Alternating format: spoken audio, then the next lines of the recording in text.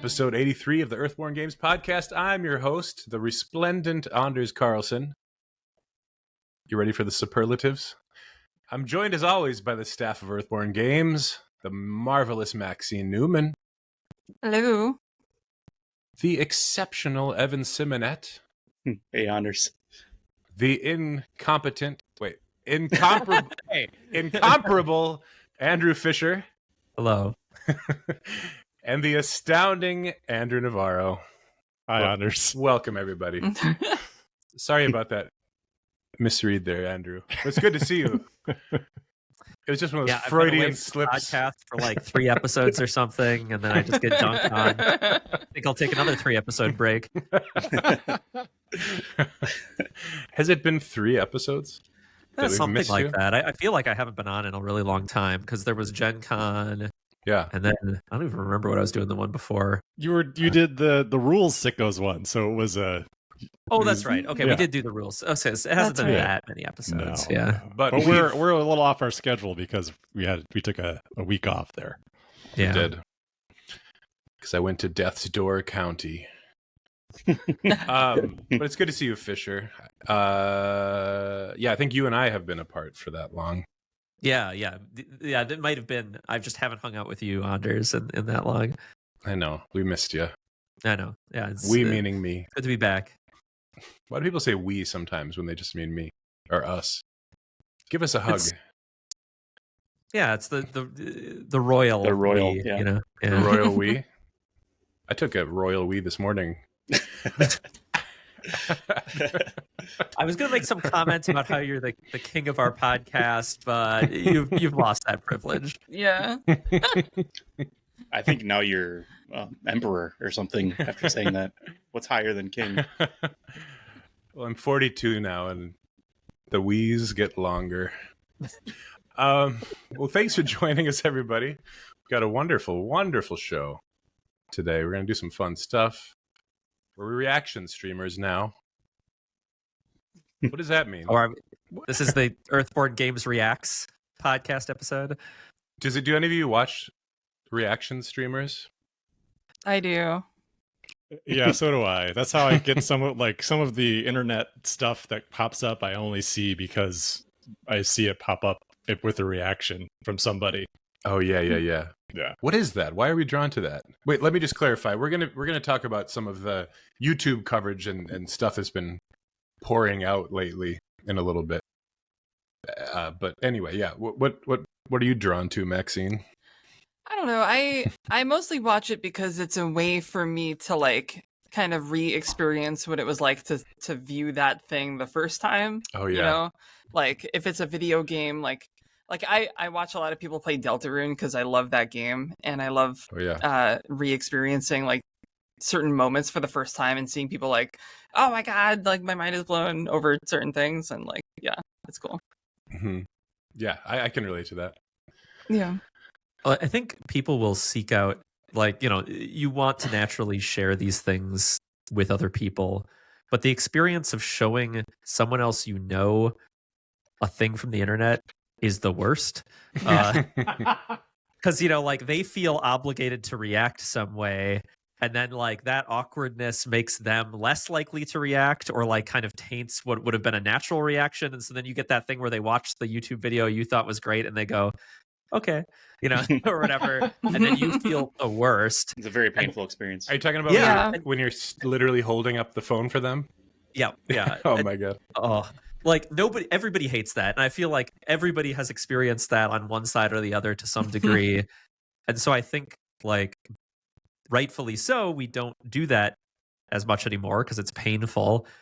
But then we don't get to share these things that are potentially meaningful to us with other people. So we seek out people's more like fresh reactions to this thing to get that social experience. It's a shame it's not with the people we know, but I do think sharing it with the people you know is just inherently awkward unless they stumble on it on their own, separate from you. It's true. Have you seen this? Evan, did I send you this video of this? It's like a comedy video. I think it's called Showing Your Friend a Video on Your Phone. Yeah, I think you did.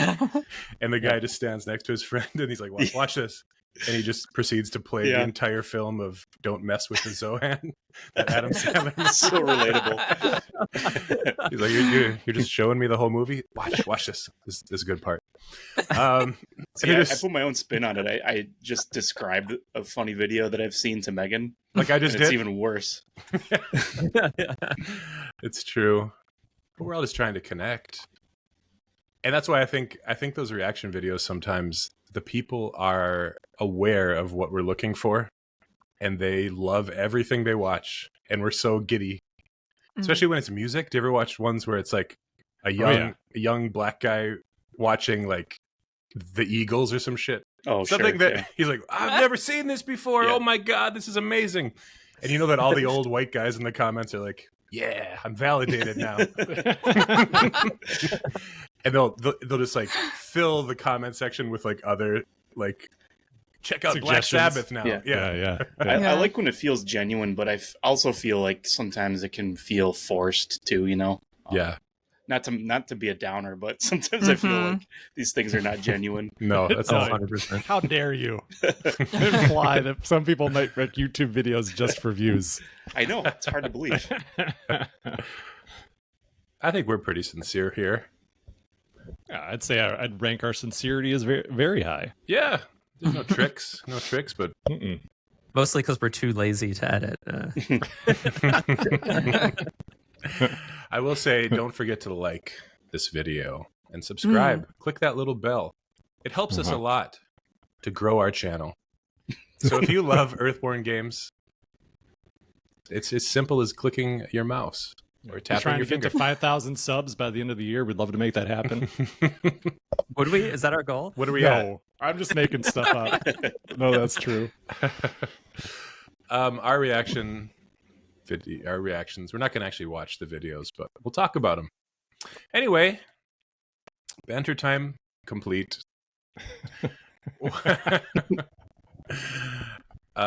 What's happening? What's happening, everybody? Let's move into what's happening. Fisher, would you like to recap Gen Con? Are we still recapping Gen Con? It feels like forever ago now. Exactly. I was like, when I was putting together the what's happening bullet points, I was like, oh my gosh, we haven't talked about Gen Con yet. We went saved there. It. I think we saved it. That's right. Yeah. Andrew and I both went to Gen Con this year. We didn't have a booth there, but we walked around the show. I wore my Earthborne shirt, so actually got a ton of people coming up to me. So if you came and said hi at Gen Con, thank you so much. It was very nice. I got to chat with a lot of different fans, people who came up and talked about how meaningful Rangers was to them, which was really nice. Fans who have sent us like 3D printed materials. One of our fans, this awesome guy, made us like these like two-tone Eidolon tokens. So we have these like premium third-party Eidolon tokens. The game won't even be out for another year. So was that the guy with the amazing mutton chops? Yes, he has amazing mutton chops. The cigar smoking YouTube channel. Yeah. He's a very nice guy. He's like kind of into 3D printing and has made a bunch of stuff for Rangers and then did this stuff for Eidolon. So he was really cool.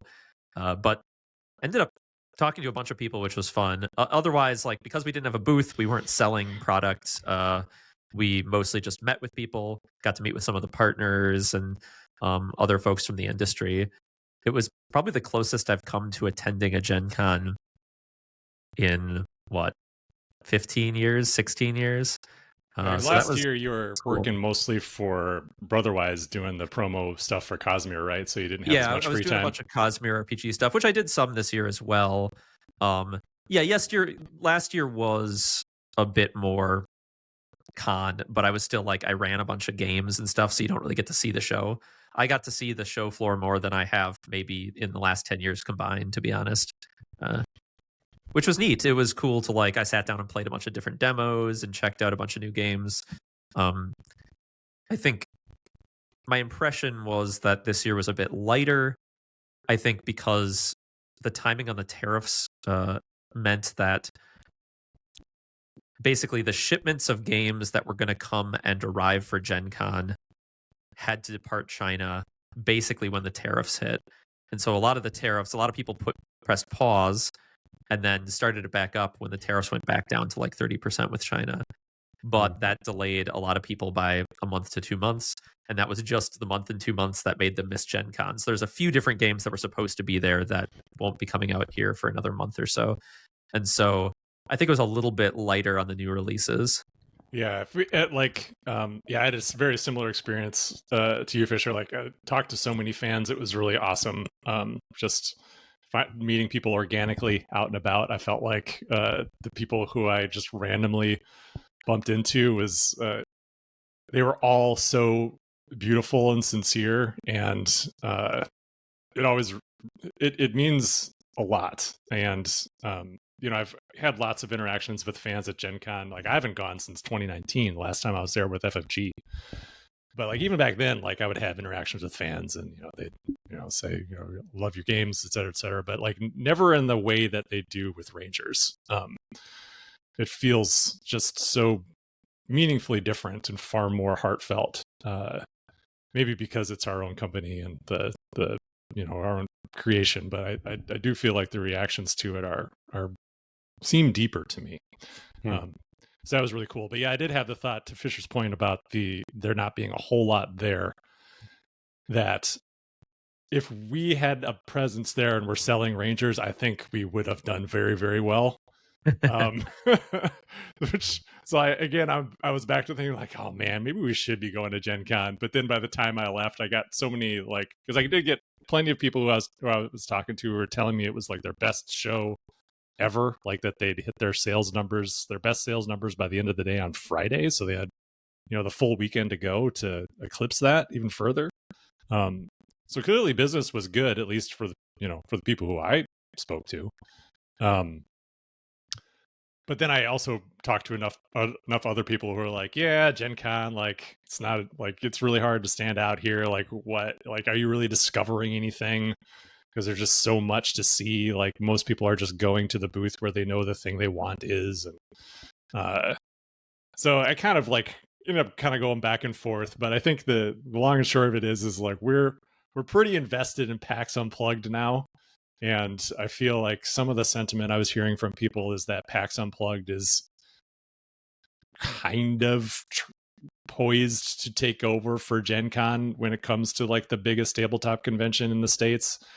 So if those people are correct, then we're in the exact right spot, because our booth presence keeps growing there. And I think the more we go, I think the better, the better location we'll get. And kind of having a toehold at PAX Unplugged far easier to achieve than going to Gen Con, where I know we'd be like back in the back corner of the hall, wedged in a tiny little place, and everyone's kind of squeezed in and very packed. So like, yeah, you've just got that, like, those dense halls like in the back right with like all like the little 10x10s all crammed in there. Yeah, like even like Ghost Galaxy, who's Christian Peterson's publishing company, like I figured he would have a little bit more sway and be able to get out of there, but even like they were wedged back in a corner.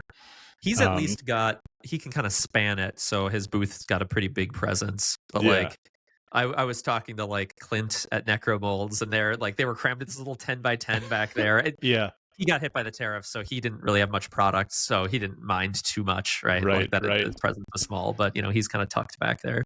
Yeah. So I left kind of like with mixed feelings again. Like, but whenever I'm back in those situations where I'm like kind of re-engaged with business as usual, like it feels like there's this gravity that's trying to pull my decision making into it to like just readopt the same old business practices. And I feel like I have to leave that environment to gain the proper perspective again, that the way we're trying to approach things differently is, I think, still an admirable thing to do. And so I think worth pursuing, because something that I often say is like, I don't feel, even though we're technically in the board game industry, I don't necessarily feel like we're competing in that industry. I don't feel like we compete with other games. Like, I feel like we exist, they exist, but we're not, not fighting in that way that I think the 3-tier distribution system kind of encourages this, like, I I don't know, more brutal. You're either buying this game or this game, and not like more of like what's that called? Fisher, you probably know the name of this. Like, is it Blue Ocean, Blue Sky? What is it? Where it's essentially like there's enough room for everybody to do their thing, and you can always I find. think they call it Blue Sky, right? Yeah. I'm more of that. I adopt that philosophy where I feel like if you make a thing and get it out to and people are aware of it, they'll find it, and they're not really like choosing between one thing or another. Whereas that other system really makes you do that because it's all distributor dollars. And those are limited. What's that phrase? Rising tide lifts all ships. Yeah. I think that all goes together. So, yeah. Overall, though, I thought it was great. I loved being there for 2 days. I don't know about you, Fisher. Were you there for 3? I was there the whole time. Yeah, I left Sunday right as the show floor was closing. Like I just took a Uber over to the airport. So I was there for all 4 days, but pretty tight, like not like hanging out Sunday night or anything. Yeah. I think 3 days is a plenty long con. I don't think you need the 4th day. No, I stand by that. That's another great thing about PAX Unplugged. Hopefully they don't get so big they're like, we're going to add another day. And I'll be like, no. Yeah, 2 days was great. Rolling in late on Thursday and then leaving on Sunday morning. Perfect. I felt pretty good after Friday. I felt nice and satisfied, but still had one more day. It was good. It was fun. Fisher and I hung out. We got a demo, an awesome demo of Universes. Yeah, I wanted to say UFS. Yeah, of the Universes system by a guy who was just a fantastic demoer who had been a fan of that game been playing it for 20 years, and that was a nice, pleasant surprise. I really enjoyed that. Kind of just randomly walked by it in the demo hall, sat down and played. And we ran into an old coworker who's running OP for them, right. Josh, and he was like, "Oh, you should play a demo." And so we sat down and got this demoer, and the demoer was fantastic. He'd been playing forever. He had his demo down pat, but it was also kind of snarky. And then like at the end showed me his like hyper competitive deck. So you could see the full contrast of the demo versus like what the real tournament game looks like. That was really cool. Yeah. I really need to get the Critical Role Vox Machina series for that game. Oh yeah. Yeah. We saw some of the cards for it. He had a couple of them in his deck. Nice. I bought some decks to add to my starter set collection of starter sets for every card, but I bought the Attack on Titan starters, not the Vox Machina starters. So sorry, Maxine. Yeah, you could finally do Vox Machina versus Godzilla, and then see who will come out on top. Well, cool. When was that? Like a month ago? It feels like it. It was just like 3 weeks ago. 3 weeks, yeah. Early August. Yeah. Well, that's the story. And Earthborne Rangers is available, I see. It is. Where's it available? On sale. Yeah, Where? You can go to our website and you can click on the link to a store. It'll take you to the Covenant store. I think it's available on Nailer now. They're having some trouble getting that up and going. But yeah, it's on sale online. It's at retail stores with some of our retail backers. We did do one distributor order in the US to kind of make up for some. If you go back in our podcast history, you might be able to hear some of the story of how that what led to that distribution sale. And then it's on sale in Europe with retailers as well. So that's exciting. Finally on sale, and because of that, we're back in the top 10 of the BGG hotness once again.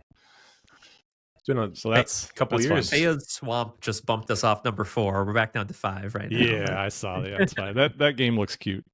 It does. See why people are chatting about it. What's it called? Thea's Swamp. Oh. Cutie game. Yeah, cutie game. Yeah, so that's pretty cool. And then we also to fill the gap from the podcast episode we skipped. We did post our 8-player Hub World Eidolon draft that we recorded while Joe and Sean were in town, and that turned out really great. I think even if you don't stick around for the climactic final battle between Sean and Fisher, the 15 minutes at the beginning where it kind of like does a time lapse of the draft and everyone weighs in on how they feel about their decks, and we kind of recap our various games, I thought was really, really well edited, really well done. Corey did a great job with it, so I recommend checking it out if you've not done that yet. Okay, I will. Yes, Anders, you check it out personally. I want to. I think you'd enjoyed it. No, I like these guys. I know them. Oh, hell yeah. I'm definitely going to watch that. I'll give you my reaction. Maybe I'll live reaction stream. That's your reaction stream on your own YouTube channel. There you go. And then we can react to your reaction. A reaction feedback loop. Yeah. Starts feeding. You can react to the fact that I think I'm wearing the same shirt in that video as I am right now. I hate it when I notice stuff like that. I do check the last like thumbnail before I sit down to record the podcast every week. I was that kid in school that people would comment, "Didn't you wear that like 2 days ago?" And I would think, who gives a fuck? I cared about that a lot when I was in school. I was like, I would always like keep in mind, like, all right, it's been a week, and then I'd think, oh, I wore this last Tuesday. It's Tuesday. Is it weird? Is this just my Tuesday shirt now? You know, because people going to comment on that. Little fuckers would comment on it. Yeah. Where did they learn that? Didn't you wear that last week? Well, that just means that they're really, they're really interested in you, and that's right. They're paying attention. They're really paying attention, yeah. What are they trying to accomplish? It's like 6 shirts. I have no option but to rewear the same shirt. Yeah, same here. Oh, that's so simple. I just wish I existed that way. Zach from Team Covenant, he only has one outfit. Oh, he does the uniform thing? Yes. Like Ernest. He's like, this way I never have to think about it. It's like always black t-shirt, black pants. No, I wanted to do this when I did the simplified wardrobe, but I talked to Sam about it, and she was like, please don't wear the same thing every day. Like a cartoon character. Yeah, is she against cartoon characters? What the heck? That's funny. Anyway, we're reaction streamers now. So I haven't seen any of the... Can someone fill me in on what the coverage has been like? Should we go one by one? I think it's largely been positive, at least the stuff that I've seen. I think Sean maybe pointed out one that really ruffled his feathers that I didn't bother in going and watching. But everything that I've that's been served up to me, at least, has been really fun, and largely really well done, and very, very positive, and what's the word I'm looking for? Positive, and it's kind of not, I want to say like congratulatory, but it's not quite right. Lauding. Reaffirming. Lauding. That's a good one, Levin. Yeah. Like one of the I guess we could start on the written Meeple Mountain review.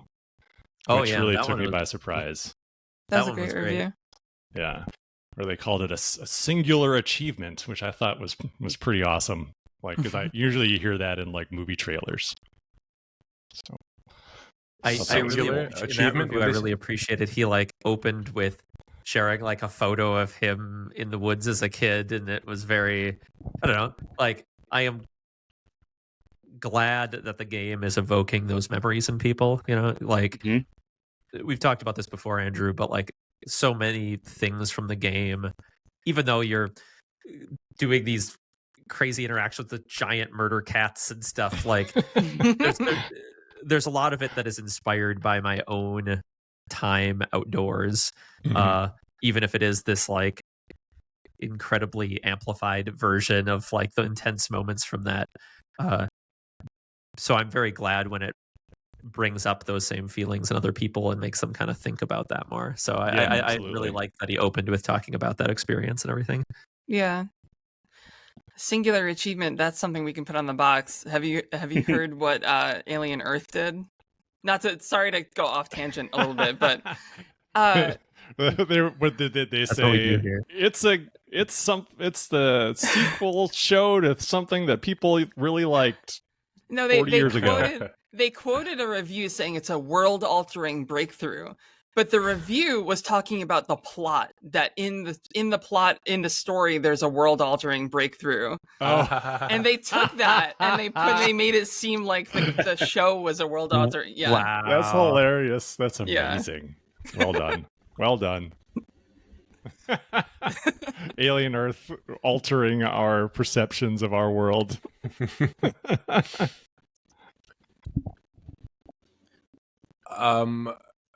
What else?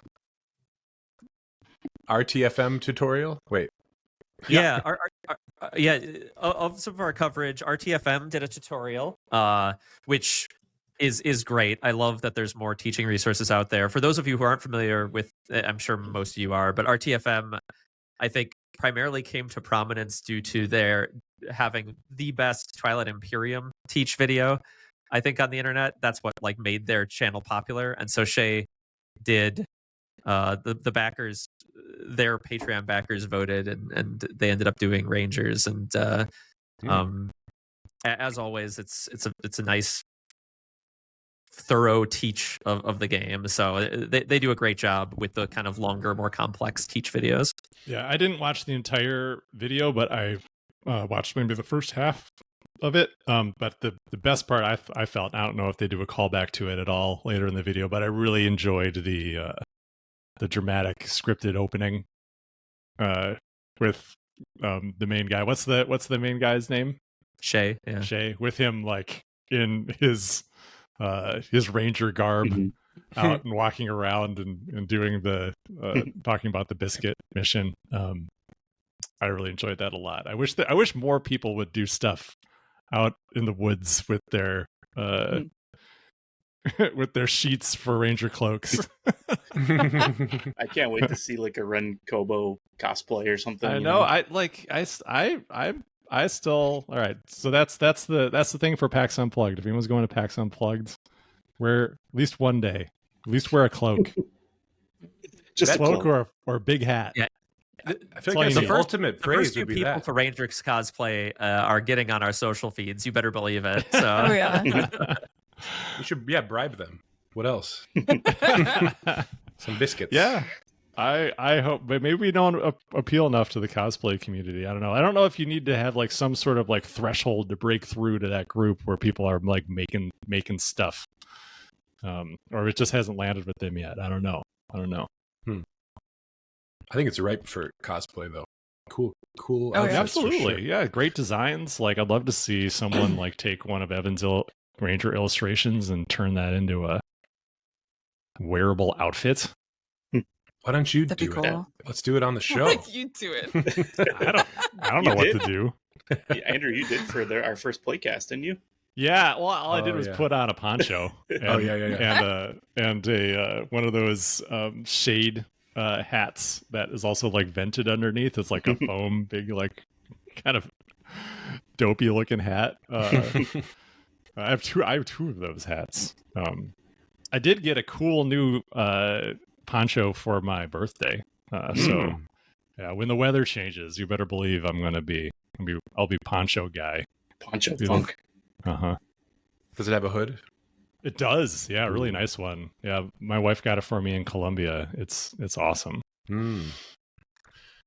Ponchos rule. Some other coverage we got. They talked about us on the Decision Space podcast. I haven't actually listened to that one, but you listened to that one, right, Andrew? I did. Yeah, I listened to most of it. It's a lot. The intellectual level of the two guys on that show is the host, and then Dan Thoreau, the guy who is otherwise known as Space Biff, who's done a couple really great written reviews for us. He did one for Rangers that was really lovely, and then I think he was the one person to review our Hub World Eidolon preview decks. And his write-up for that was longer than the Rangers review. So this is the first time I've heard him speak, and yeah, there was a conversation about open world games, and the host has pretty much just started playing Rangers. He said he was like seven-ish days into the campaign and was really enjoying it, and was also playing Vantage. So they talked about, it was an episode dedicated entirely to open world games as a whole, like be that video games or board games, and then talking about Rangers and Vantage specifically, and how we both took different approaches to the open world and the narrative, and discussing how both of those games, which they enjoyed both of them, how well they worked, and just what they thought about our design philosophies and things. And it was very, very, very intellectual. And like made me wonder if I'm not thinking as hard as I need to be thinking about our philosophies. But it was cool to hear it discussed on that level, that the game is such that it warrants that kind of analysis and can hold up to it. I think was really, really cool to hear. So were there things they said where you were like, I don't know if that was intentional, but I can see why you would. No, it's just that. Yeah, I think it's more like, I think the way they talked about it was just how like very from a design perspective, and it made it feel like almost more mechanical and deterministic than it feels like the actual process of creating the game actually felt, which involved a lot more just what feels right. But I think in the end, what feels right is good design. So I think I could see how they could, reach those conclusions and talk about it in that way. Well, I feel like cool. I should probably listen to this podcast. You should. Yeah. I was going to say, like, that was a very common dynamic while we were working on Rangers, right? Is you were very vibes based, right?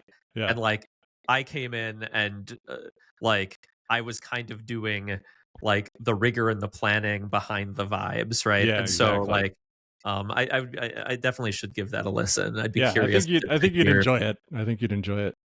Because like there was definitely interactions we would have during the design of the Rangers core set where I would be like, okay, but like let's like outline themes and like map where in my narrative flowchart these themes are being visited. Yeah, and you were very much like, just do what feels right, man. What feels right is a plan. That makes me think of like our experience in art school honors and art history, and learning about artists and pieces of art being deconstructed and meaning found in them. And I always in the back of my mind was like, well, I don't know, was Jackson Pollock really thinking that when he was throwing paint on the canvas? Like, right. It's cool that you can extract that meaning out of things, but and I'm right. It just makes me think about that. I know, mostly you just are making something, and then you have to write a artist, what do you call it? Artist statement. Statement, yeah. And you have to like inject some kind of meaning. I know. There's a lot of bullshit in the art world. It's not to say that like, the process of making Rangers is comparable, but like, the way it's analyzed, it's interesting, True. Well, I think there's as with visual artists, it runs the gamut, right? Of people who think really heavily and spend all this time, and then the people who, there's people who just kind of make what speaks to them and hope it's, hope it resonates with other people. And I think there's a giant spectrum of folks. So I don't think there's one answer necessarily as to what ends up succeeding. Right. I think some people are really good at finding the meaning behind an artist's intention when the artist maybe isn't even fully aware of it. You're just you're so bound to your passions that you can't really identify it or something. And the viewer or the player or whatever is likely going to have a totally different experience than what you intended anyway. So yeah, exactly. It's all perspective. I think that's definitely something that comes with age too. Like just knowing that the player or viewer or appreciator of art is going to come with their own life history that's leading up to that moment, or even like what was happening with them that day when they observe it, and it's going to strike them in one way or another. Some people it will affect them like really, really powerfully. Some people like, and then you might come back to it a few years later, and the thing that affected you powerfully, like, not really there anymore. And then someone who maybe bounced off it the first time is ready to receive it. So yeah, it's cool. And I think the, like, to your point about Jackson Pollock, though, Evan, I totally understand. I always feel the same way doing art critiques or doing like literary analysis, is that at the end, as long as there's enough there to sink your teeth into, like, that's all that matters. And like, it doesn't really matter what the artist's like intent was. But from my perspective, the product of their creation causes such intense energy devoted into analyzing it, speaks for itself. Yeah, exactly. It speaks to the quality of it for sure. This is definitely a digression, but this discussion, like, so when I was in college, I took a bunch of art classes. I took computer science and art, and because I was kind of interested in games, and I thought I'll bring these two together. That was actually one of my biggest frustrations with a lot of the undergraduate art classes, at least here at the University of Minnesota. And I should say, this was 20 years ago, so but so I'm sure their program's very different now, but it was all theory. Like, even the intro classes, it was like, what does this mean? And I'm like, I don't really care what this means. I want you to tell me how I can better hold this pencil to create this cool shading effect. I want very practical advice, right? But like, they're asking me what my sketches mean, and I just want them to look better, if that makes sense. I totally had a similar experience. I think in our art school, illustrators were kind of, I went to school for illustration, and there's fine artists, and illustration majors cross-pollinated between design and fine arts. And I really just wanted to make cool stuff. But I felt mired by all the theory when it was beneficial to learn about that. But I also felt like I wasn't in the right place or something. Yeah, you were in the right place, meaning you were 18 years old. Like, our brains just don't think that way at that time. It's weird, the kind of things they throw on you at that age. Like, I just couldn't receive it. I'm like, I don't know what this is. I just want to draw. Exactly. I remember I flirted with being a photography major in college. So like my first quarter, I took a photography class, and I remember we had some show of like I forget what piece I had up, but like what all the pieces I had up. But one of them was like, the assignment was to was like something that's important to you. Like, that was the prompt. So I took this pretty cool, like, dramatically lit, like naturally lit shot of my my electric guitar. Like, that was like this really kind of cool view of it. I thought it was a really nice photo. But I got like so like technically it was totally fine, but I think it got like dinged points by the graduate student review, because they were like, I think it'd be more interesting to show you without your guitar. I was like, come on, give me a break, dude. Shut up. Just there's a lot of fart sniffing that happens. Absolutely. Yeah. But that's what you guys talking about that reminds me of, is that moment, which I usually which I don't think about very often. That sticks with you, though. I know critiques sucked. There's always someone, I just want to see it bigger. That's like all they can come up with. I want to see it smaller. Like, what? Why? This is what I made. Well, anyway, I will de-digress us a little on other coverage we've gotten. Other coverage we've gotten, we've had some people playing the game. One Stop Co-op Shop and Kanji have both been playing the new expansion.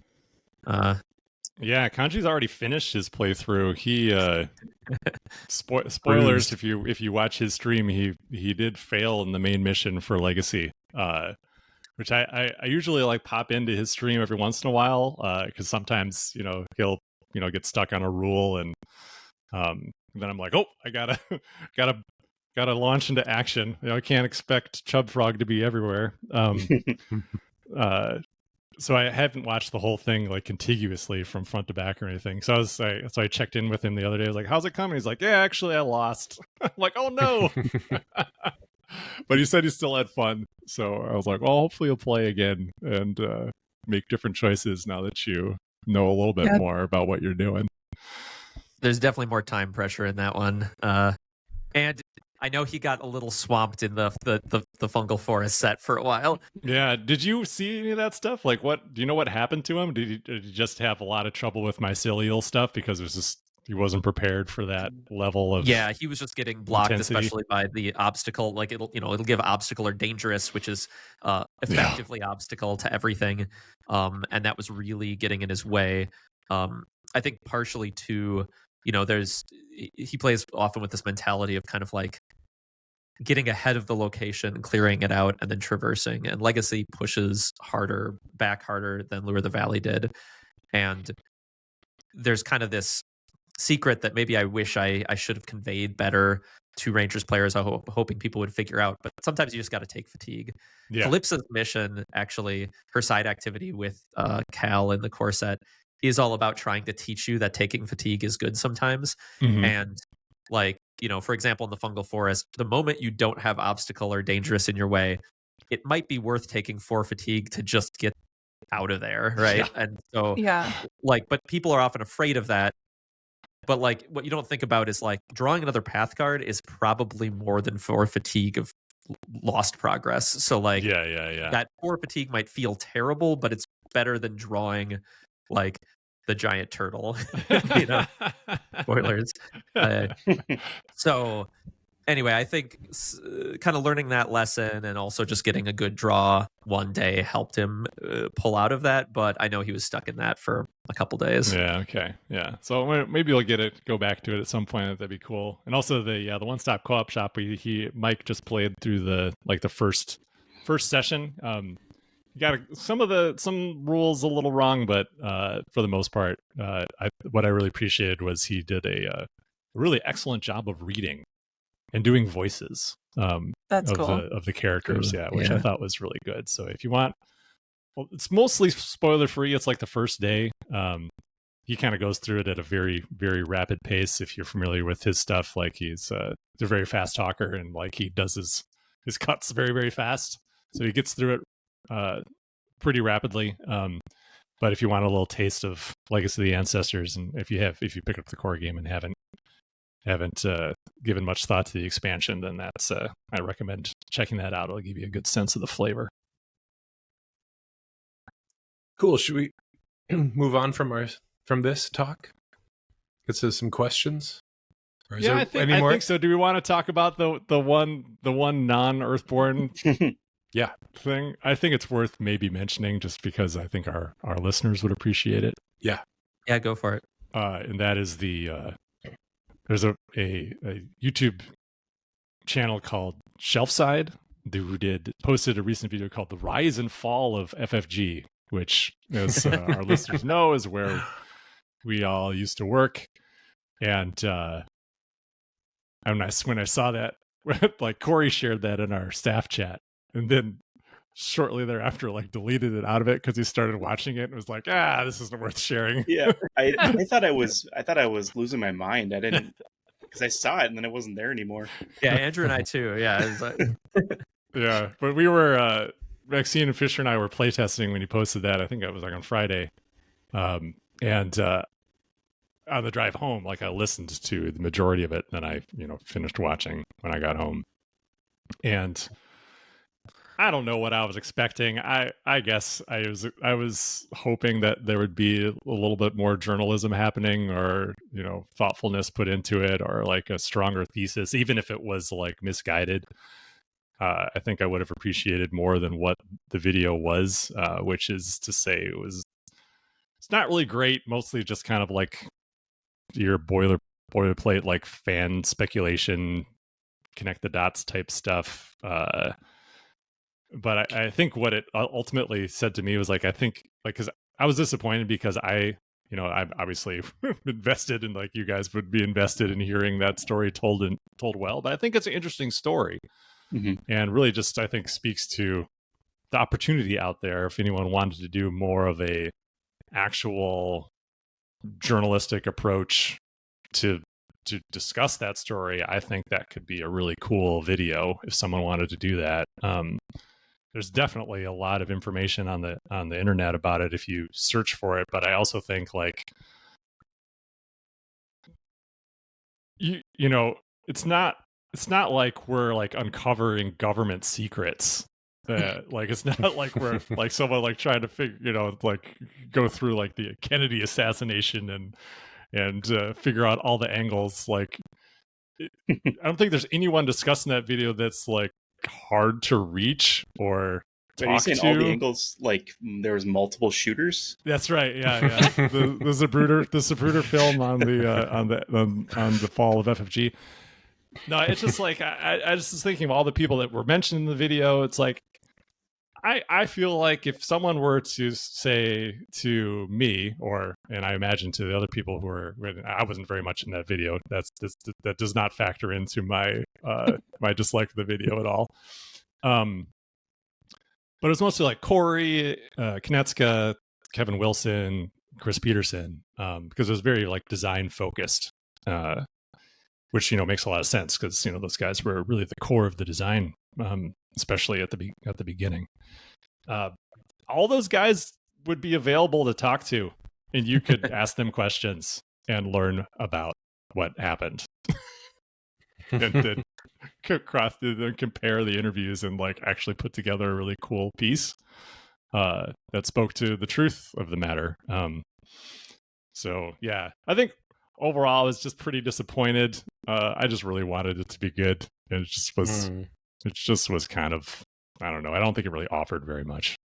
Yeah, I had just come off of watching People Make Games' follow-up video to their Disco Elysium Zaum documentary. They did like a kind of follow-up and an update to it and a kind of response, and they definitely take like an extra level of rigor, right? They're doing this kind of long-form journalism. They interview people. They really dive in, and so I do think I was kind of hoping or expecting, but he does Shelfside does couch it at the beginning and say that it's mostly just from publicly available records, right? He uses a lot of like the TI documentary from Shut Up, Sit Down and other interviews to kind of assemble it. And there's like some bits of it, there is some of the truth in there, but there's a lot of stuff like as it was viewed from outside, or like you said, fan speculation.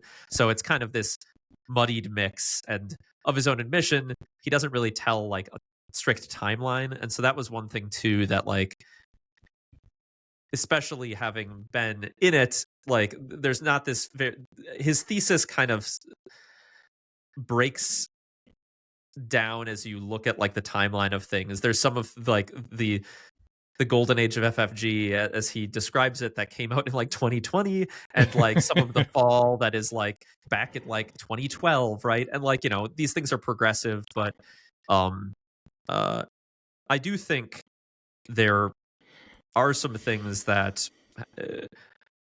there are direct reasons that FFG has changed as much as it has, and like he kind of grabs at a few different threads of fan speculation as to why, and like not all of them necessarily land.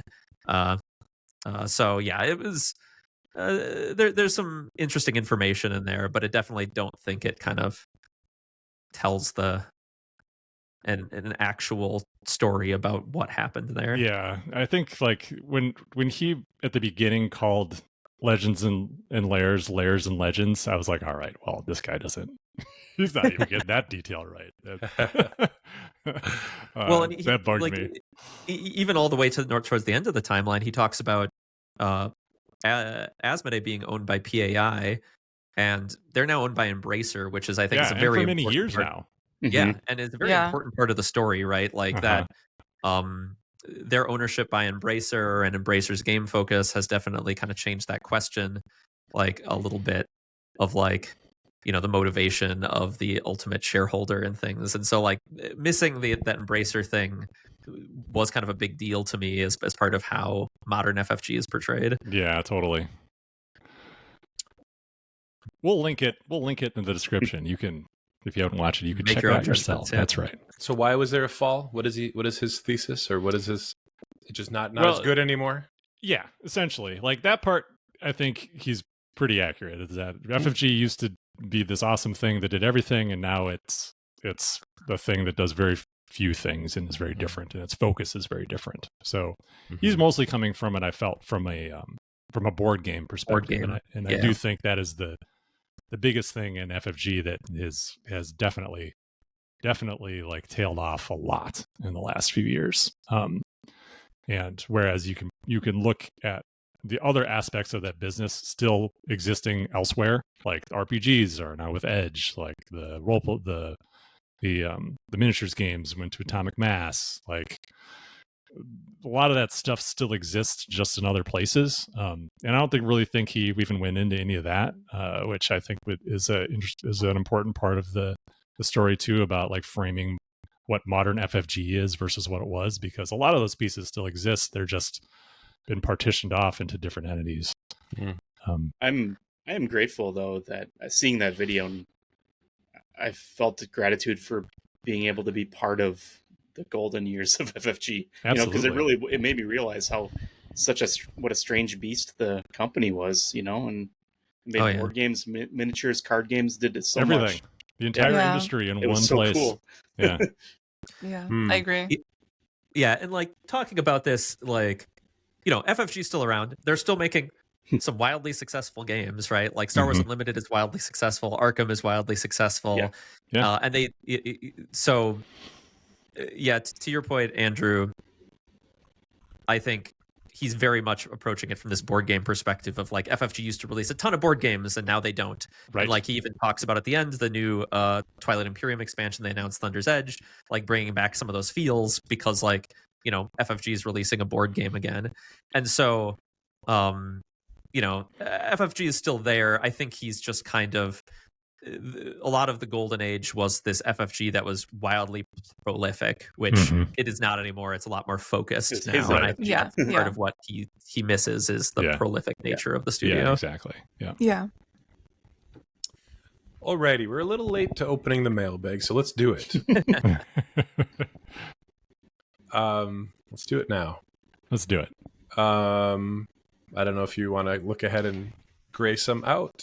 Yeah, I'll look ahead as we go. Okay. A lot of these I think are relatively short, so I think we can probably blow through them.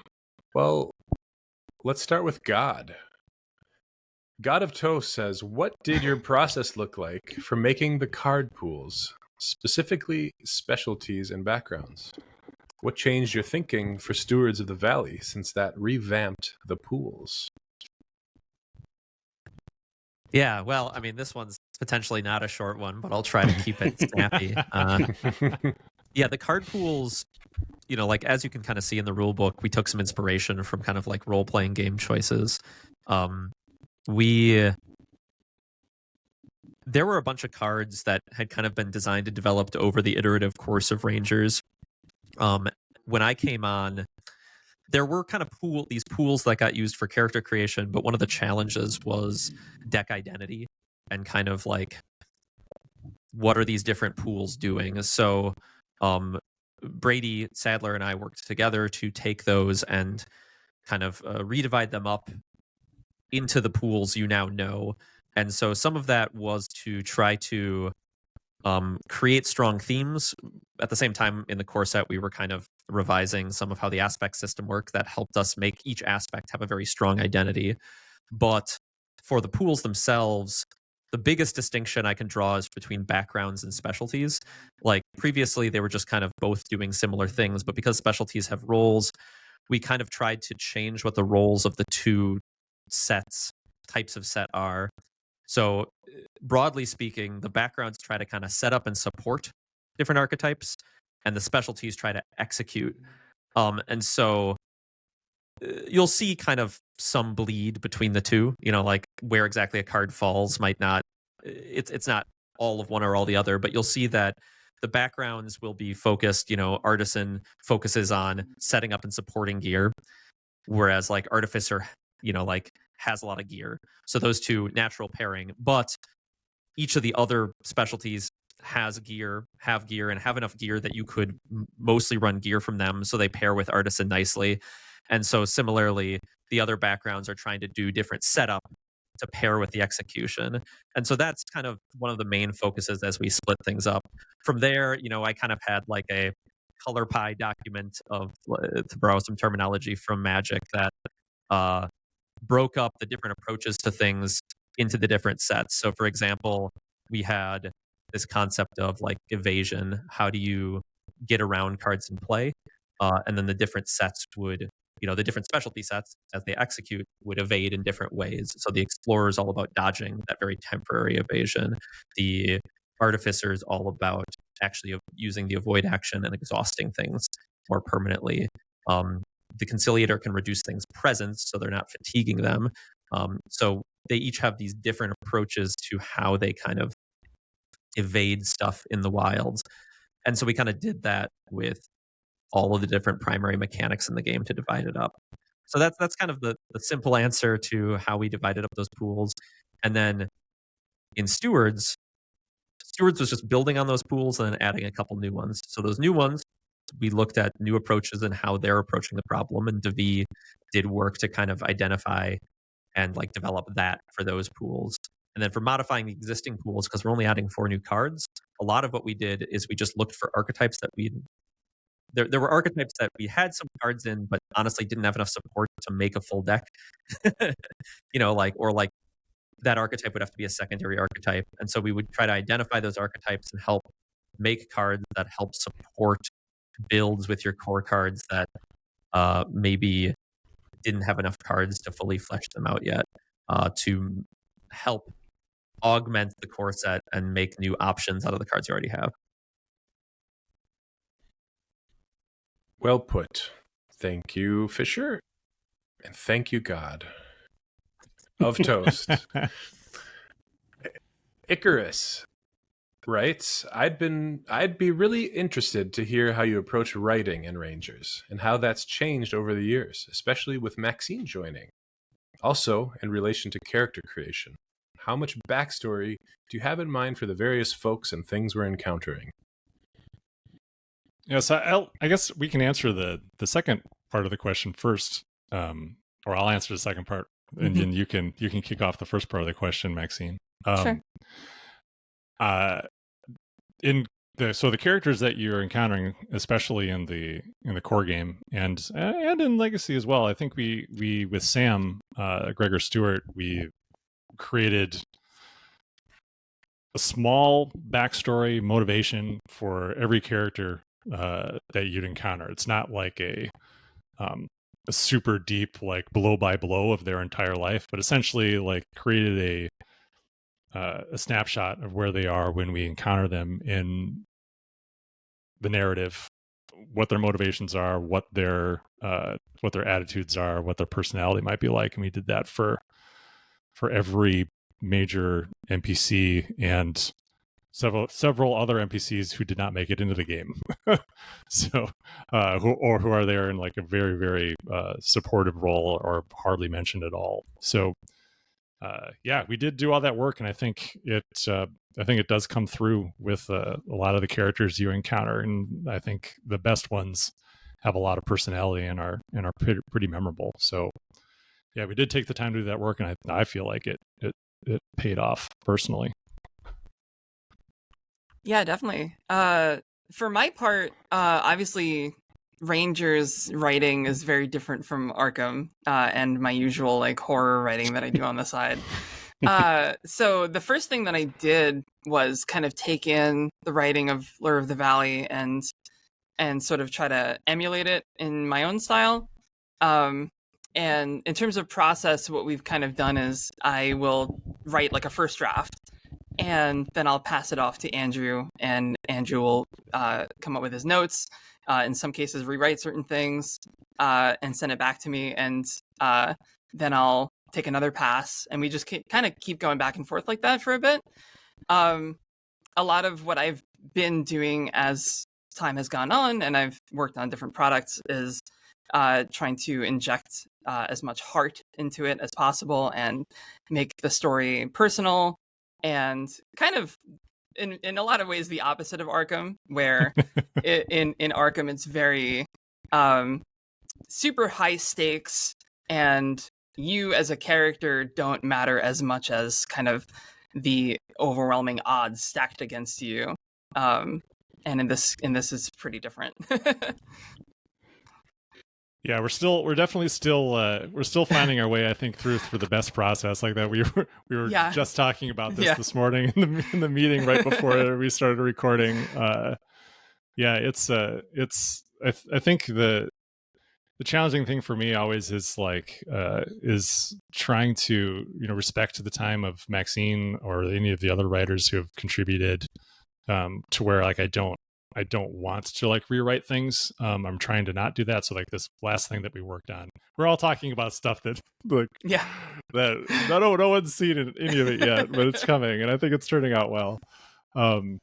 But I was trying to get away, especially from what I did in Lure of the Valley, because I remember I ended up doing a lot of rewrites in that. And then I know that some of it was kind of shocking to Sam when he was confronted with how much some of that stuff changed. I don't want to create that. It's like I said, I want to be able to respect other people's work, but at the same time, I also kind of want what I want. And with Legacy of the Ancestors, I think we were a little bit more prepared for that, and there were some things that I think that was there was a lot of really great stuff that Sam wrote in there, but there was also a lot of stuff that I just reworked over and over and over again. Whether or not it's objectively better than what it was before, I can't say. All I can say is that I liked it better. So in the end, that's really the only barometer I have. But then with Maxine, especially since she's on staff, I think of what we're trying to do with this latest one is I'm trying to come at it more as more of a traditional kind of novel editor, or how I imagine that would be, I guess, and then try to offer more guidance and suggestion as opposed to just literally just rewriting it. We're in the middle of that process right now. So I was just saying this morning to Maxine, my hope is that it'll go well. At the end of the day, I think we'll just continue to work together as we find our way through. But I think in the end, it might end up being some kind of combination of those things. Or even I think maybe coming back around and maybe Maxine writes me a prompt and then I write something and then she edits my stuff.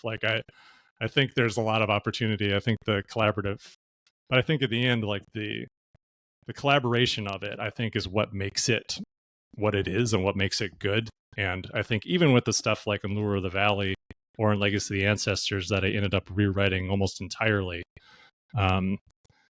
I don't know if I would have gotten to what I wanted if I had not been presented with with something else that I didn't realize I didn't want until I read it. You know what I mean?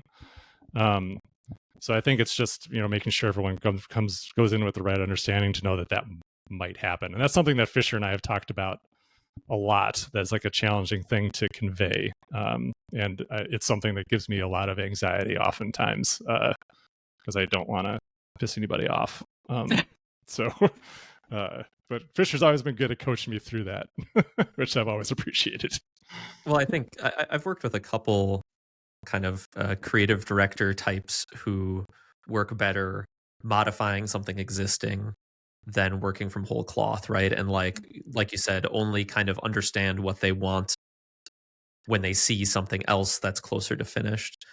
And working in that collaborative process with somebody who's kind of helping direct through that later method, to your point, has a lot of revisions and can be kind of this tricky balance too, because you as this creator working with somebody have to kind of there's this dichotomy of you want to care about your work and be connected to your work, but that automatically makes you kind of attached to it and defensive when it gets edited, right? And you kind of can take it personally when this other person modifies it. So you want to be connected and invested in your work, but also disconnected enough that it doesn't hurt you when that work is changed or critiqued. Yeah.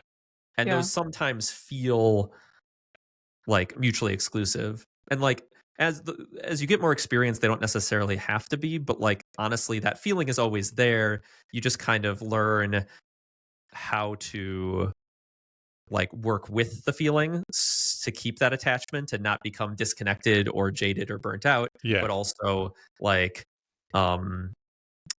like stay connected to your work and everything. So it's definitely kind of a tricky balance to strike. I definitely have over the years, but it's something we've had to kind of work on, right? Yeah. You want to be in the work and not of the work, or something like that. But that's art school talk.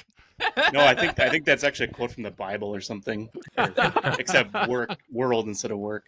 But like, yeah. We definitely have it on Rangers, but I feel like this dynamic exists in most projects where you have like some, kind of creative direction and then people working with the creative direction.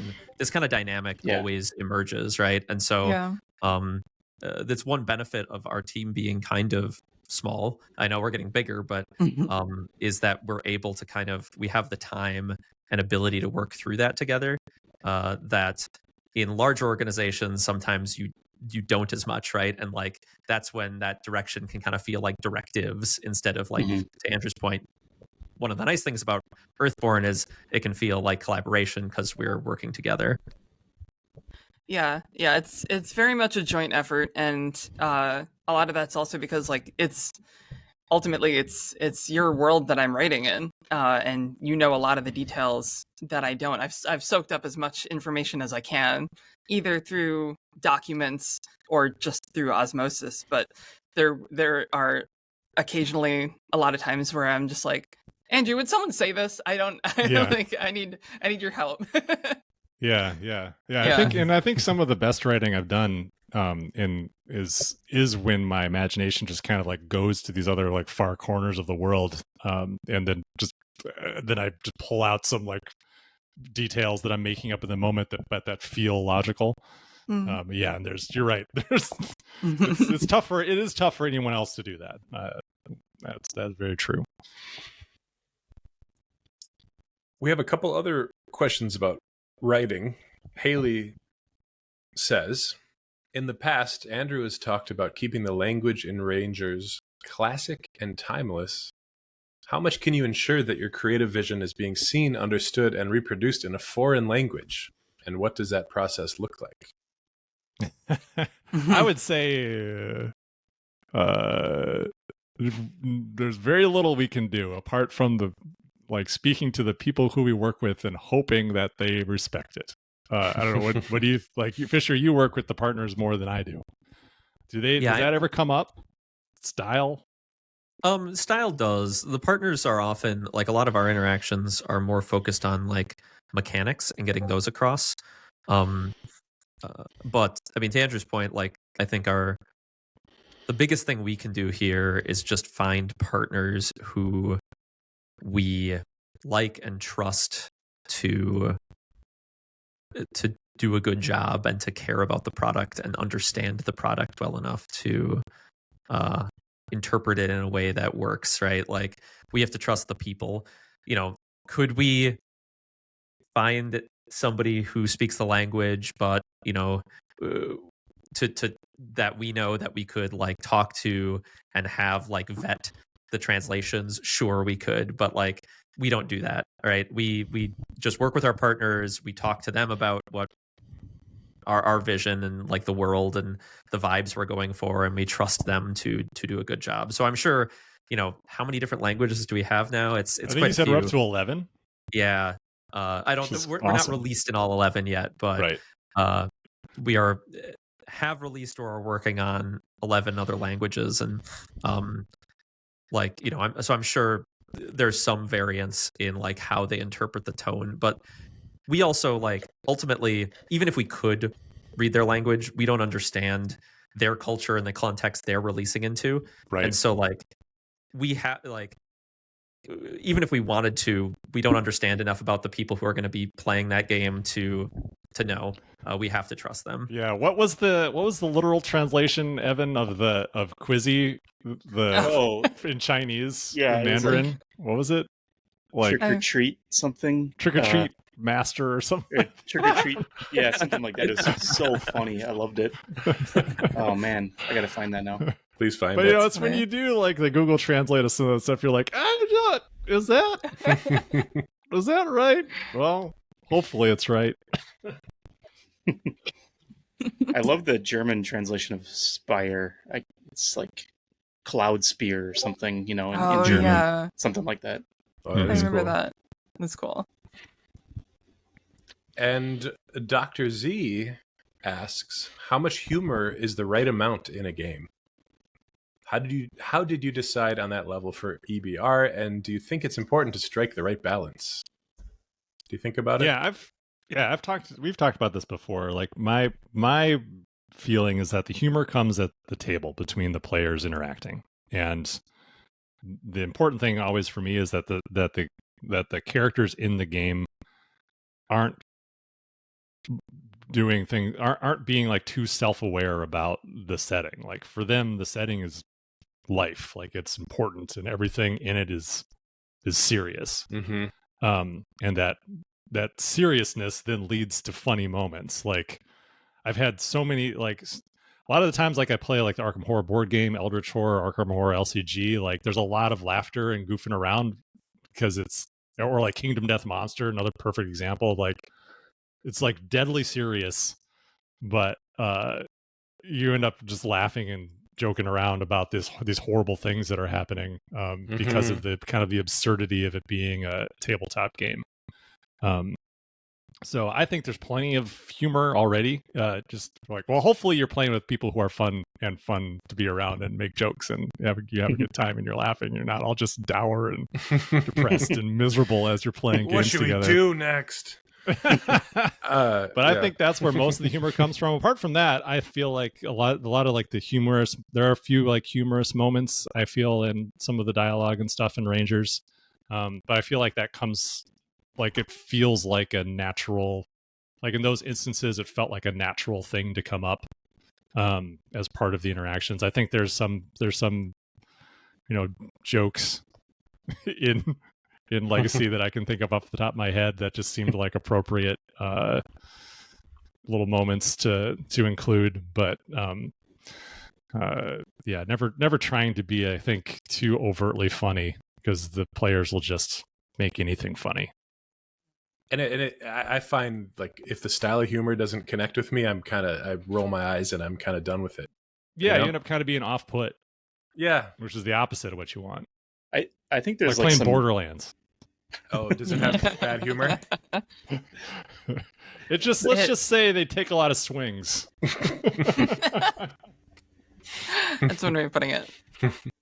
There's some just funny stuff that comes through in the mechanics too, like how Quizzy takes things away, tokens away, and just like when you kind of internalize that as well, it takes me a little bit longer to, get how mechanics are informing like the narrative. But when I do, I'm like, oh, that's pretty funny actually. Like she's just messing around and she's following her curiosity, but it's really screwing up like what you're trying to do. Yeah. I feel like, to Andrew's point, sometimes the seriousness of the setting can almost make it more funny, the juxtaposition. Mm-hmm. Like there's a mission in Maxine's first upcoming product here, that the one where you're delivering that thing. Yeah. And, it's this very, like, it can be like arguably kind of serious or personal for the characters, but the way the mechanics can play out, like different things can occur that like it's kind of like maybe not a horrible moment, but like a maybe a sad or alarming moment, but like it's kind of comedic when you're viewing it as like this, like the viewer of the story instead of the person in the story. And honestly, like if it was silly, it wouldn't have the weight. If it was silly in world, it wouldn't have the weight that makes it kind of silly out of world, if that makes sense. Yeah. That said, also in that product, there's a couple dead end passages that are played for laughs. That I think are pretty funny. But yeah, it's few and far between. Yeah.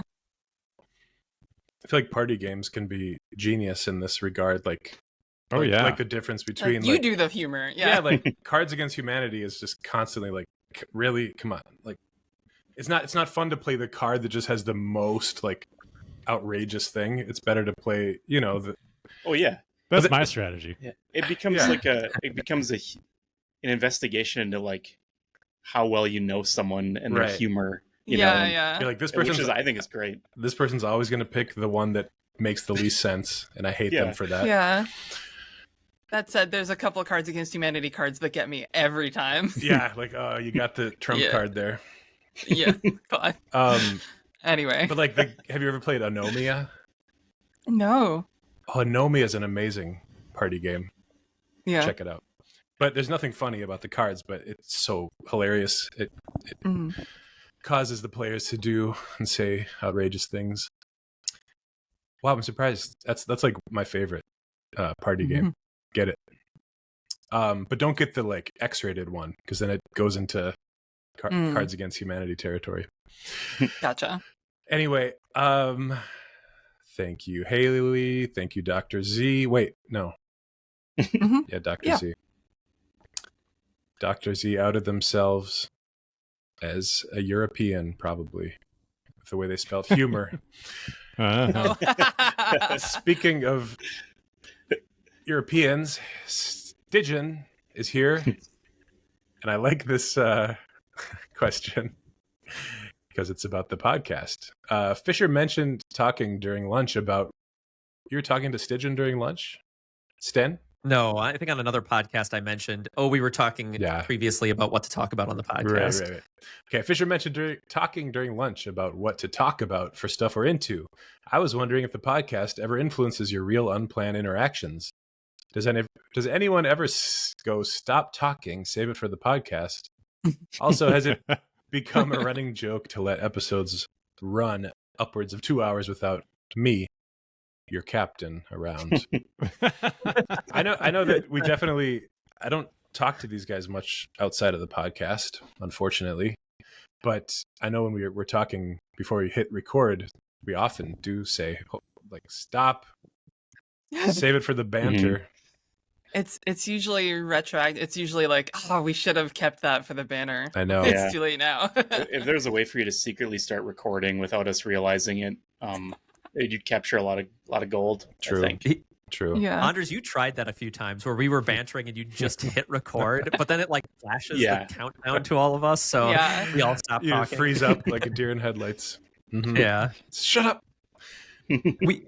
We do sometimes talk about subjects ahead of the podcast. Even today during the design meeting, we accidentally stumbled into talking about some of those. And inevitably, if we talk about a subject before we have to have that same conversation on the podcast, that conversation on the podcast goes worse. Yeah, agreed. Yeah, it's never quite as good. Because we're like, we've already talked about this, or like you try to reproduce the same funny thing you said in the earlier conversation. It just doesn't feel right anymore. Yeah, it is common. It is common, Stidge. And yeah, you seem to always let the podcast go long when I'm not here, reining you in. It's funny because I don't even try that hard. I don't really try that hard, but we just naturally round it out. That just makes you a great host. Maybe. That's right. Just natural. And you are trying, whereas I think we never try. We try less hard. Right. Let's say keep things on it. It's also hard. I think it's easier too, is like just being in the host role. You can kind of like hang out and listen and get a sense. All right, it's time to move on. Whereas like when we're always hosting and talking at the same time, it's like it's a little bit more difficult, I think, to rein it in. Yeah, I'm kind of There's also, I think there's a certain amount of, a lot of our interactions, the rest of our interactions are work, right? And we certainly get off topic in certain work meetings. Like Michael Boggs was out this week, so our design meeting had fewer members, so we definitely digressed more than we do. But like a lot of the times, as I'm sure a lot of you listening know from your own work, like a little bit of digression in a work meeting is fun. Too much digression, you're stuck in that work meeting forever. So in a lot of our work meetings, we'll try to kind of stay on topic and like talk about the work that needs to get done. And so the podcast is one of our only opportunities to sit here, and we have nothing to do but to talk about a subject. And so it's kind of fun, and I think we get a little too into it sometimes. I also was, when I read that question, I don't assume you guys are thinking about the podcast that much when you're just hanging out. Like, ooh, the podcast. Yeah, right. No, we're not. We'll definitely think about like subjects. I think I've really liked some of our more focused episodes where we focus on like whether it be a listening party for the soundtrack or a deep dive on a specific topic from our past or from a product. I've personally really liked those episodes, and so I'll try to keep an eye out for like, is this something I think could warrant like being the focus of an episode? Because I'd love to do more of those personally. And I'm sure there's plenty of people who really like this podcast. So thanks for listening, everybody, and thanks for your questions. Looks like someone released us of the rest of the questions. They've been grayed out. So we're going to move on, and we're going to get to those other questions eventually, I'm sure, in future podcasts. But let's move into stuff we're into or things we're excited about in life. I like the new subtitle there. I will start. Fisher, by the way, I'm glad you're back because you're kind of my like indie game buddy. You're on. I haven't played as many indie games lately. I haven't either, but I know you've got your finger on the pulse. Yeah, I usually try to like keep up with them. I think there's some good indie games on the horizon. I know Silksong is starting to show signs of maybe coming out. Finally. I'll believe it when it's in hand. I know. Yeah. Can it be anything but a disappointment? I don't know. That's how I feel. It could be amazing. I have to imagine it won't be bad, No, right? Yeah. But it might be just more of the same. That's what I'm worried about. Yeah, it might be more Hollow Knight, This which is exactly frankly the kind of dialogue that leads up to a disappointing game. Oh, shoot. Okay. It could be good. all right, I'll stop. But I played the demo for the new game by Yacht Club Games, the makers of Shovel Knight, and I thought it was awesome. It's called Mina the Hollower. It's done in like they're deliberately trying to recreate a Game Boy Color aesthetic. So it's got that kind of color palette, same, I'm sure, like resolution, but with like modern mechanics, modern controls and stuff. That was super fun. It's my kind of game. It starts off a little slow, but then when it clicks, it really clicks. It's like top down, a little like Zelda-esque. Yeah, it looks like Link's Awakening. Okay. You're this little mouse, and you can burrow underground, and it plays a lot like a great platformer. And I think the Shovel Knight games, there's like 4 games in the Shovel Knight series, in case you didn't know, where you play as 4 different characters. The mechanics, the like platforming mechanics in those games are phenomenal. Some of the best, in my opinion. And this game is no different. I just realized I know what game you're talking about. I played a demo of it years ago. It's finally out? I don't know if it's the same, because they just released a demo like a month or 2 ago. What? Yeah. I played a demo of, I think it was called Mina and You're a Mouse. And I played it like years ago. Or maybe I just watched a video on it. Or something. They did a Kickstarter, which was a few years ago. So maybe you saw that. Yeah, so that must have been it. That must have been it. Try it out. That's cool. It's really cool. Yeah. That's awesome. Fisher, you didn't get the Switch 2, did you? I did. Did you? Have you played Donkey Kong? Oh yeah, I haven't quite finished. I was playing at a pretty good clip because it's a nice game to like pick up and put down, which has been nice. But I know it's bad screen time or whatever, but like I was, if I put Wyatt in my lap and then I give him the turned off controller, he really likes to pretend he's controlling the game. Nice. And bananas are his favorite food. So he loves Donkey Kong, and anytime he sees a banana on screen, he'll go banana, and like want me to go get it. Nice. Oh, that's good. And then I started playing it without him, and I would be like, not as fun. I'd be like, I'd find a banana and be like, Wyatt would have loved this. That's so sweet. And so I've been saving it to only play with him, but we don't give him much screen time, so my Donkey Kong pace has slowed a bit. Well, what are your? I kind of talked about it last week. What are your like overall feelings? I love it. I think it's a lot of fun. Are you a fan of Odyssey? Do you compare it? Yeah, I liked Odyssey quite a bit as well.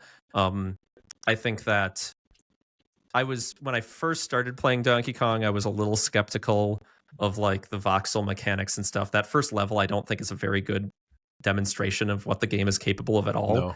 It's very cramped and claustrophobic, and yeah, I agree. Like there's not a lot of the cool discovery that you get once you're in the more open world areas. Mm-hmm.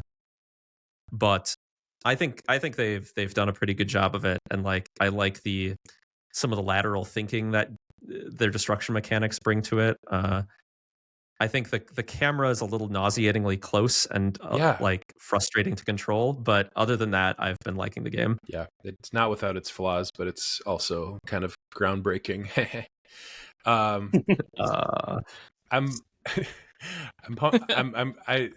excited for the new Kirby game too.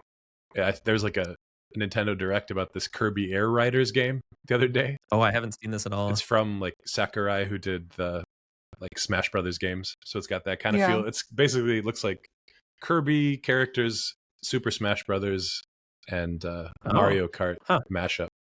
Looks really fun. And then I saw the Naked Gun movie, which is I thought hilarious, and I recommend it to all. Go see Naked Gun if you like that kind of stupid like spoof movie. I might go see that on Saturday. Do it. I laughed a ton. And you will too. Nice. Sam and I have a date night Friday, and we were going to see Naked Gun, but I think based on Andrew's recommendation and others, we're going to go see the confusingly similarly named Weapons instead. That's the other one I want to see. You liked it, Andrew? Oh, it was great. Okay. Yeah, I loved it. I got to see it. It's the movie I've enjoyed the most in many, many, many years. Probably like maybe 6 years. I think the last time I came out of the theater, I was like, wow, it was maybe like Endgame. Wow. Okay. Cool. Yeah, it was great. Thoroughly enjoyed it. Did you see the director's other film, Barbarian? No, but I'm curious now to check that out. That did look interesting. It is. I hear Weapons is better, but definitely interesting. Yeah. Cool. All right, that's my stuff. Let's slide right over to you, Fisher. Yeah. I think the most interesting one to discuss, I know I have overlap with Andrew on this, so feel free to jump in, Andrew. But sure. At Gen Con, I picked up Vantage from Stonemaier Games. It's Jamie Stegmaier's new game. I'm sure most of you need no introduction to this game because it's been pretty prominent. It's on number 2 on the hotness right now, next to us. But it's an open world. It's Jamie Stegmaier's take on an open world game. Standalone board game, not campaign necessarily, but you're always exploring the same open world. So there's a kind of an argument that it's like kind of seeing the whole open world and discovering this world is kind of this campaign, even if you play it in one-off sessions. So I've played 2 sessions now. So I've only kind of dipped my toe because it's got a monumental amount of content. But I think it's really cool. I think it takes a very different approach to the open world than Rangers does. There's a lot of interesting things that are parallel. There's a lot of things they do the same, but like the fundamental approach to what does it mean to be in an open world is very different than our approach, which is cool. Yeah, Andrew, you played one pretty long session, right? Yeah, I also have played 2. I played one that was pretty short, and then one that was exceptionally long. Like I started playing it on in the morning last weekend before, and like around like 7:30 or something, and then before I knew it, it was like 2 in the afternoon. I'm like, oh my god, this game is never going to end. But that was kind of my own fault. The game presents you with lots of opportunities to end the game. Like some very simple missions it gives you that are just absurdly easy to complete. And then really the game is just about the game timer is essentially your survival. And then potentially like you start off as this like astronaut who's crashed on a planet and you're going to be rescued. So eventually like the ship will show up and take you off. But yeah, I didn't really get into it the first session. I felt like I it seemed okay. Like I felt like it felt very limited to me. Like I kind of like I had these blinders on, and the box cover has this, it's like this art piece where you're kind of looking through a porthole, and that felt very apt to me. Like I felt like I was, just could only look in this one direction and couldn't really like look around. But then the second playthrough, I think I just landed on a different part of the planet. I interacted with different things and just had that's one of the things that Fisher was saying, it being a monumental amount of content. Like your session one to the next can vary, just be totally different. Which is, I think, one of the really cool things about it. And I discovered all these fun little like extra things and little mechanics and little story things hidden in the box as I explored the second time around. And then I started to vibe more with what Jamie was going for, and really enjoyed myself. Yeah, I thought it was really fun. It, like Fisher said, is very different approach to an open world from what we're doing. It's more about, I think the game is just about like discovering what is in the game. Like it comes with some obscene number of cards, like 1,500 or 1,600 cards, something like that. I don't know the exact number, but it's a lot. And I think from my experience, I feel like the real game is just like, especially as I found stuff, I was like, oh, that's neat. I didn't know that would be in there. I started to ask myself, well, what else is in that box? Like, what other fun little things did he throw in here to discover? So I think for me, like, that's the game is finding out what else is in that box and where on the planet, what button you can push on the planet to uncover those things is interesting. You're very limited in what you can do as you explore, so you kind of have to play it over and over again to, I think, experience the full breadth of what the offering is. But yeah, you kind of learn the designer's logic as you go, and that kind of helps you do better because you know where to kind of look for certain things or what types of things to do at different locations. I think if I had to kind of sum up the difference, because a lot has been talked about, there's some similarities in like how we present tests and like the structure of our open world, and both games people talk about emergent narrative in both. And like, I think if I had to sum up very abstractly the difference, I'd say it's where the emergent narrative is located in the game.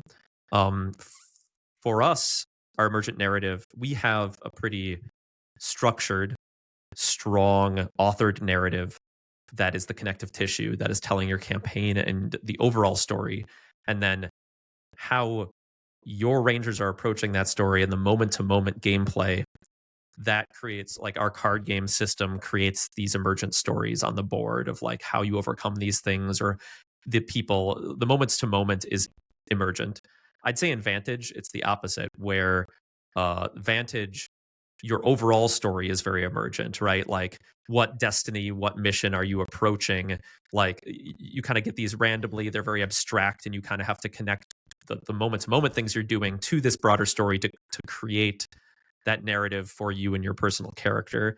But the things you're doing moment to moment are very authored and structured by the designer. So all the moment to moment gameplay is pre-authored, and then how that all connects together is your emergent story. Whereas Rangers, we author how it's all connected together, and how it's actually happening in the moment is emergent. So we're almost like two sides of the same coin in that. One other note I'll make on Vantage while we're on it is I kept running into this, and I think after my second playthrough, I might just house rule. I hate house ruling games, but I might house rule. I really like looking at the difficulty of the tests before I do them. There's sometimes I see why they wanted to hide the difficulty from you, so that you're making these very narrative decisions about what you're doing. But like, even after my second playthrough, I don't always understand from the cards in Vantage. You get these little one-word previews of what your action is going to be. I don't understand what my character is going to do or how hard it's going to be. And like, I don't want to know all of the results. I like keeping that hidden, but I do sometimes want to know, oh, this is actually something they think is brutally difficult, or this thing is simple. I think helps me wrap my head around what the designer intends for a given thing you're doing at the location. So yeah. I have started peeking. I'll peek in the guide and look at just the like the broader description and difficulty of the test before I decide. I won't look at what it does, but I'll look at that before I decide what I want to do. Yeah, I think I had a similar reaction, but a different, like slightly different take. Like I didn't mind that the test difficulties were hidden, because like I felt like I got wrapped my mind around that pretty easily or pretty quickly, where like it didn't feel like it mattered very much to me. Or maybe I had a really good board. I don't know. I had full grid and a bajillion cards off to the side. But I think what we called it, like kind of like the Mass Effect dialogue wheel problem, where you'll choose an option, and you're like, whoa, hey, I didn't want to say that. And I think this game has a similar issue where it's not always clear narratively like what your character is doing. So from my perspective, I was like, well, I sometimes I go to the book and it would say, you do this. I'm like, oh no, wait, that's not what I wanted to do. I did not want to do that. So I'll go back and I'll back it out, because I'm like, that's not what I intended. Yeah, if I'm entering this being's abode, am I doing so politely, or is this like, am I busting in and destroying everything? It's a little unclear sometimes. Yeah. So that was my beef with it. But I had the similar situation. Wherever I encountered a thing in the book where I was like, yeah, it doesn't feel right to me, then I just back it out. But I think like the game doesn't really care a whole lot about that. I don't think really that's what it's about. I think it is a game about exploration, and I think it's not really a game about story either. Like it's kind of like almost like this absurdist like Mad Lib thing that you're creating as you go, because you could just go from one seemingly random story point to another, and then like it's up to you to kind of connect them all. And like when you recount everything your character did, it's this like crazy like Baron Munchausen thing that really makes no logical sense.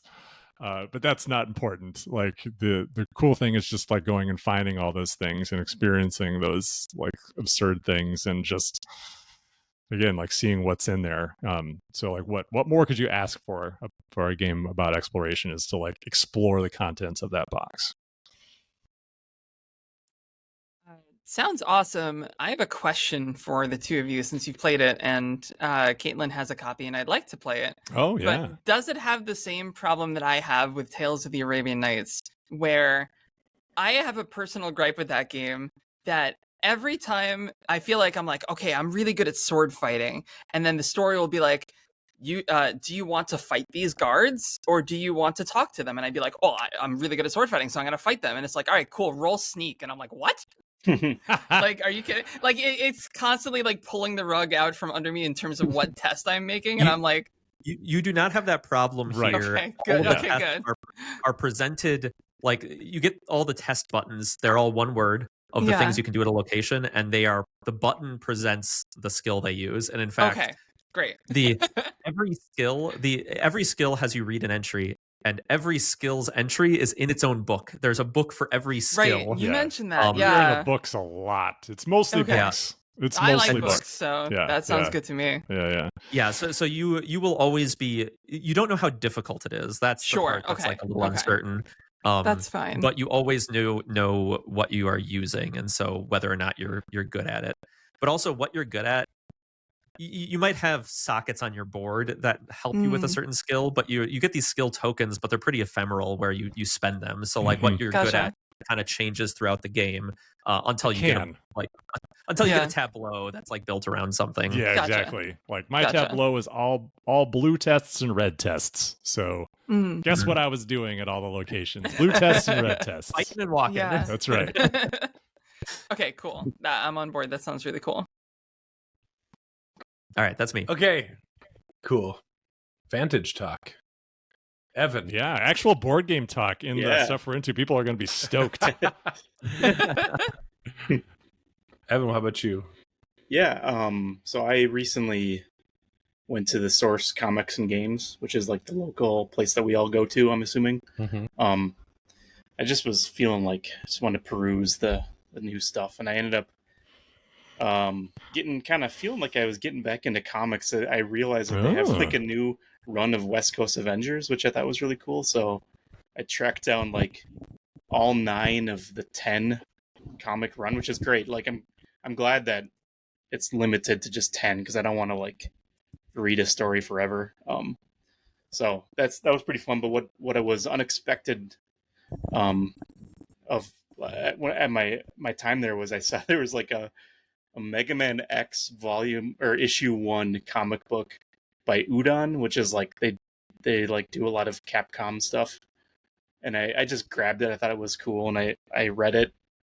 And I found it really underwhelming because it was basically just like if you know like Mega Man X for Super Nintendo, you know like the first Robot Master Maverick that you fight is Chill Penguin, and the first issue is just like Mega Man X fighting Chill Penguin. and there was like a story along with it, and I was like, okay, well, cool. But then in the back of the book where the ads are, I saw that there was like ads for these English translations of volumes 1 of these 2 mangas. I'm gonna say manga, but sorry if I offend people. But I saw there's issue or volume 1 of like a manga called Dr. Mega Man, and then there's volume 1 of another one called Little Mega Man. And I ended up getting both those, and I've read through Dr. Mega Man, and I found it to be one of the funnest like reads I've ever had with a comic. It was like it follows Mega Man after he's defeated all of the robot masters of all the Nintendo games, and he's upgraded his body to like a young adult body, and he's a dentist, and he's just like living life, and he's befriended all of the robot masters that he defeated in the past. And he visits with them when he's not working, and he helps them with their problems. And it's just so like slice of life and weird because he's just meeting these guys in the bar and hearing their stories, and like Alec Man from Mega Man 1 wants to be they're all trying to find their place in life after they've become like evil masters and they've reformed. And Alec Man realizes he wants to be a magician, but there's also Magic Man who's way better at being a magician, so he's like living in his shadow. And then there's so funny. Then there's like this weird hierarchy that they all have, where the earliest robots are generally just like they're kind of older and the superiors of the later ones. But Dive Man from Mega Man 4 has become the head of some like aquatic excavation team, and Bubble Man, who is older than him, is his like he's the superior of Bubble Man. So they have like this tension, and Mega Man's just there to help him out. And there's also this like weird brewing threat that they don't really address in Volume 1. And Mega Man has to make a decision to like, go back to his robot fighting ways. And I didn't even care about that. I was just into like the celebration of the game series, and like him visiting all these robot masters, and the story just has some fun with like the lore and like how nonsensical a lot of it is. Like Cutman from Mega Man 1 has a big scissors on his head, and he's like, why do I have a scissors on my head when I'm meant to be a timber felling robot, and I can't like snip trees down, especially ones that are bigger than the scissors on my head. I just use a chainsaw. It's so weird. I don't know why I was built this way. So it's just like really fun stuff to read. Funny. If you're a fan of Mega Man like I am. So, and then Little Mega Man is similar. I believe it's called Mr. Mega Man.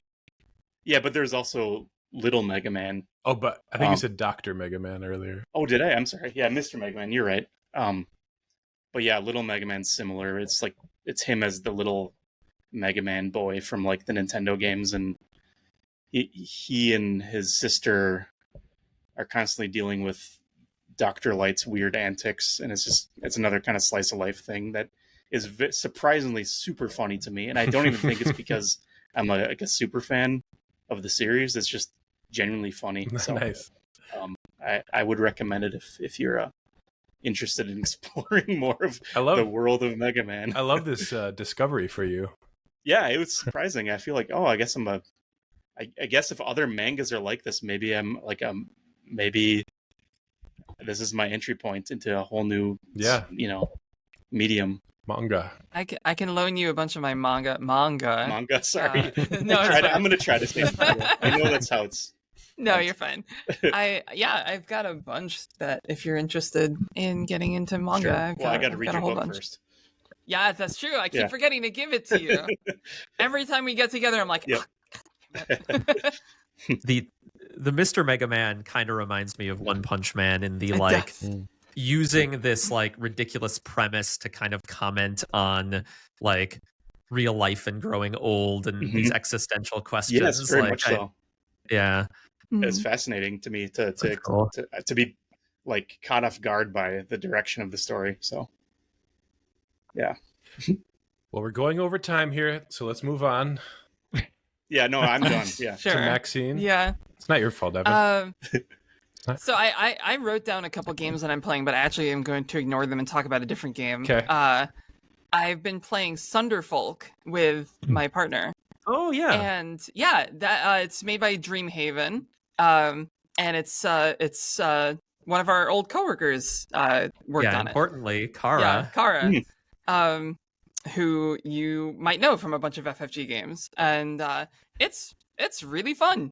I've been enjoying the heck out of it. It's you can kind of see the games they took inspiration from, and I can completely see why they had Kara working on this game after playing it. But it's kind of like Gloomhaven, and this is going to be a divisive statement, but it's like Gloomhaven but good. Like I know. I like Gloomhaven, but it's so like brutal and like difficult, and I hate the exhaustion system because you like lose your cards, and I'm like, I like those cards, I want to use those cards, that's the whole point of having cards. And Sunderfolk doesn't have that problem.